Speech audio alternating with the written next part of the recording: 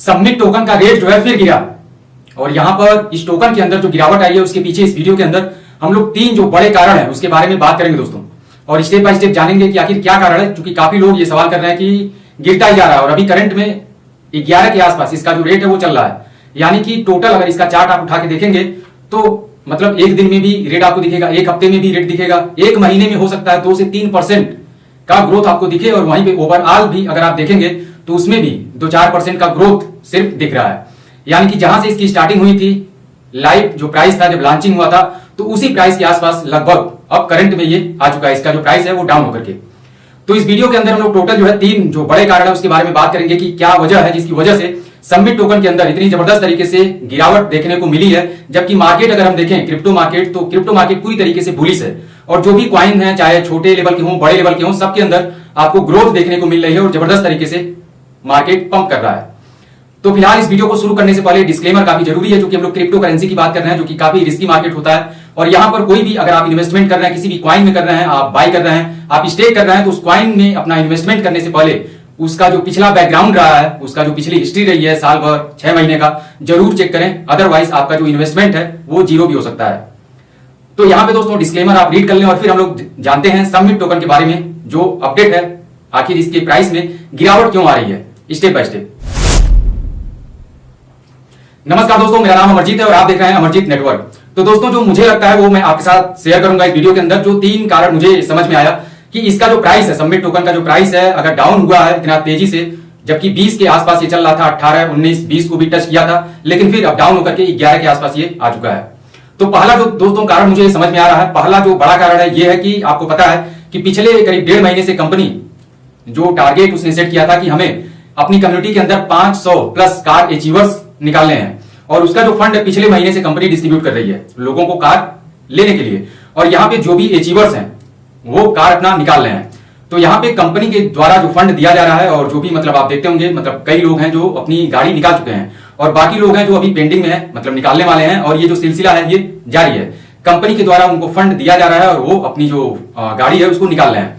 तो यहाँ पे दोस्तों आपको पता है कि इंडिया के अंदर है हम लोग, और यहाँ पर अभी उस तरीके का रूल और रेगुलेशंस नहीं है क्रिप्टो को लेकर कि आप किसी एजेंसी को, अगर गाड़ी का कोई एजेंसी है और आपको गाड़ी निकालनी है, तो आप क्रिप्टो उसको दे दें और गाड़ी वो आपको दे देगी। यानी कि जो भी फंड लोगों को दिया जा रहा है, वो जो फंड है वो सबमिट के रूप में दिया जा रहा है। और जो फंड कंपनी दे रही है, आपको पहले भी हमने डिस्कस किया था कि जो फंड कंपनी दे रही है, जो ग्रोथ चार्ज के रूप में कंपनी काटती है डीपीआर से 20%, और बाकी तो जो बर्निंग में जाता है उसको अगर हम छोड़ देते हैं तो 20% जो पर डे कंपनी के पास जा रहा है, जो भी डीपीआर बनता है लोगों का, पूरी कम्युनिटी का,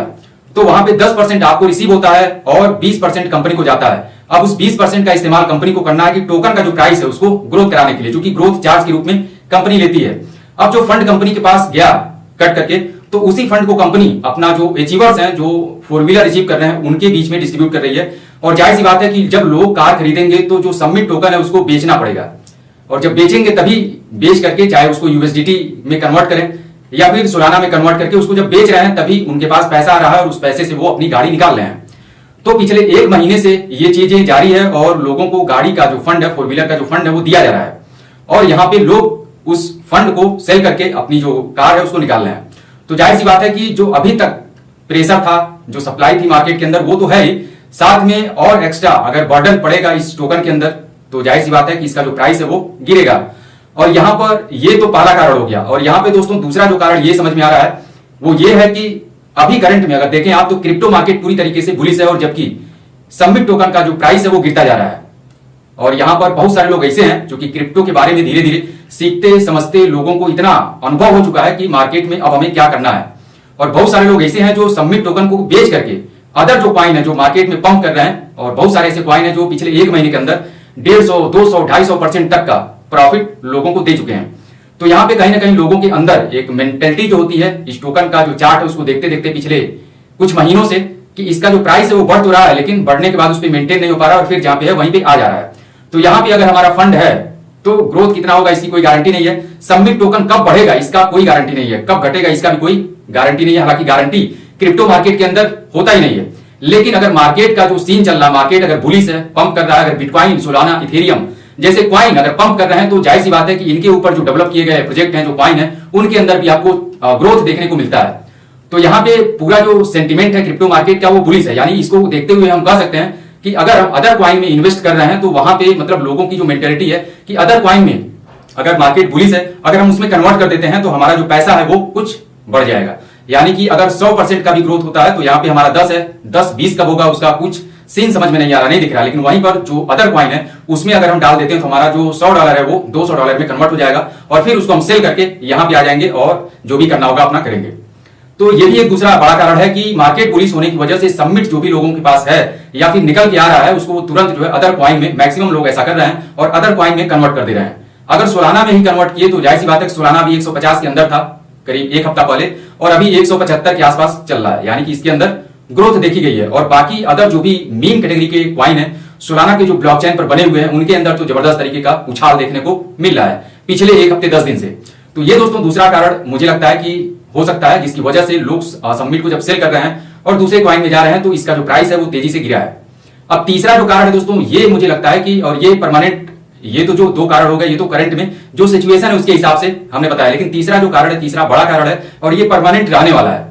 इसका कोई सोल्यूशन मुझे दिख नहीं रहा है करंट में। क्योंकि मार्केट में जो सप्लाई है वो जो डीपीआर आ रहा है लोगों का वो पर डे प्लस होता जा रहा है। यानी कि अगर आज की रेट में $1 लाख की स्टेकिंग हुई तो 1 लाख का अगर आप 3% निकालेंगे तो $3000 मंथली अगले महीने से वो बढ़ गया। यानी कि स्टार्ट तो कल ही से हो जाएगा, डीपीआर जो है उसका प्लस हो जाएगा। यानी अभी तक जो डीपीआर मार्केट में आ रहा था वो दिन प्रतिदिन जो भी स्टेकिंग हो रही है, दिन प्रतिदिन स्टेकिंग होने की वजह से जो डीपीआर है वो रोटेट हो रहा है। यानी कि पहले जो था, पहले जो स्टेकिंग हुई थी वो तो थी, नया जो स्टेकिंग हो रहा है डेली का डेली उसका भी तो डीपीआर प्लस होता जा रहा है। यानी कि डीपीआर जो निकल रहा है मार्केट में, जो आ रहा है, जिसको लोग क्लेम करके अपने वॉलेट में ले रहे हैं, तो उसका जो वैल्यू है यानी क्वांटिटी जो है वो दिन प्रतिदिन बढ़ता जा रहा है। यानी कि सप्लाई मार्केट में बढ़ती जा रही है। और वहीं पर अगर हम बात करें डिमांड की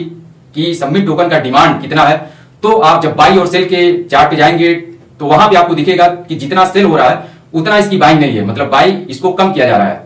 और जब ये उल्टा होगा तभी इसका जो प्राइस ऊपर जाएगा। यानी कि जब डिमांड बढ़ेगी और सप्लाई इसका कम होगा तभी इसका प्राइस जो है ऊपर जा सकता है। अदरवाइज इस तरीके से कहिए तो बस 11 पे गया, 11 से कभी 12 पे, कभी 15 पे, फिर वहीं पे 11 पे आ जाएगा। तो यहाँ पे इसका जो प्राइस है 25 पे, 30 पे, 50 पे उम्मीद तभी किया जा सकता है जब इसकी सप्लाई जो है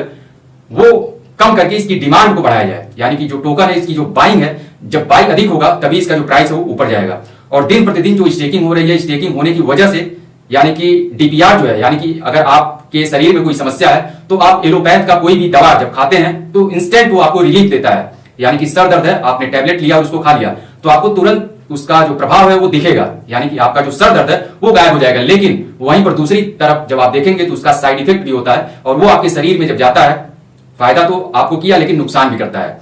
तो उसी तरीके से कुछ यहाँ पे दिखने को मिल रहा है कि मतलब जो डीपीआर है वो दिन प्रतिदिन जो लोगों का निकल रहा है, जो भी लोग स्टेकिंग में है, बढ़ता जा रहा है। और स्टेकिंग भी जरूरी है और डीपीआर भी जरूरी है। तो ये भी कहीं ना कहीं आने वाले टाइम में भी इसका एक काफी अहम रोल होने वाला है कि ये जो डीपीआर आ रहा है उसको किस तरीके से जो कंट्रोल है उसको कंट्रोल इसके ऊपर किया जाए। बाकी दोस्तों ये तीन जो चीज मुझे लगी, समझ में आई कि इसके कारण सबमिट का जो प्राइस है वो तेजी से डाउन हुआ है और हो रहा है। तो उम्मीद करता हूं कि आपको भी मतलब ये चीजें क्लियर हो गई होंगी और आप संतुष्ट होंगे हमारी बातों से। बाकी अगर इंफॉर्मेशन आपको अच्छी लगी हो तो वीडियो को एक लाइक जरूर करें, अधिक से अधिक लोगों में शेयर कर दें और चैनल पर अगर आपने पहली बार विजिट किया है तो चैनल को जरूर सब्सक्राइब करें। मिलते हैं अगली वीडियो में एक नए टॉपिक के साथ, तब तक अपना ख्याल रखिए, स्वस्थ रहिए, मस्त रहिए।